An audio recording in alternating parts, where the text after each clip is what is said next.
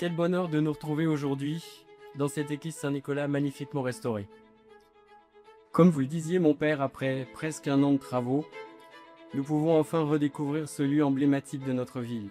Ce monument qui fait partie de notre paysage, de notre histoire, et pour beaucoup d'entre nous, de notre propre histoire familiale. Car une église n'est jamais un bâtiment comme les autres. Que l'on soit croyant ou non, pratiquant ou non, elle est un repère, un lieu qui traverse les générations, un lieu où se croisent les souvenirs personnels et la mémoire collective. Depuis plus de 8 siècles, vous l'avez dit, des habitants de Houille vivent au rythme de Saint-Nicolas.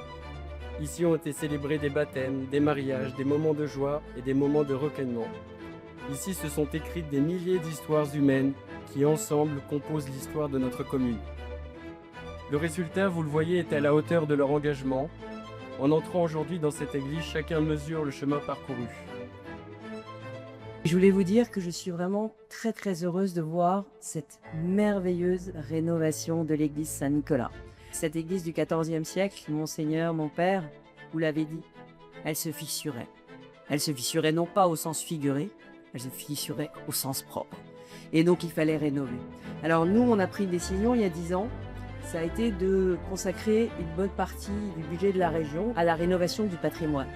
Pourquoi ? Mais parce qu'on considère qu'on ne peut pas construire l'avenir si en même temps on ne respecte pas ce qui nous a fait. Et notre patrimoine, c'est ce qui nous a fait.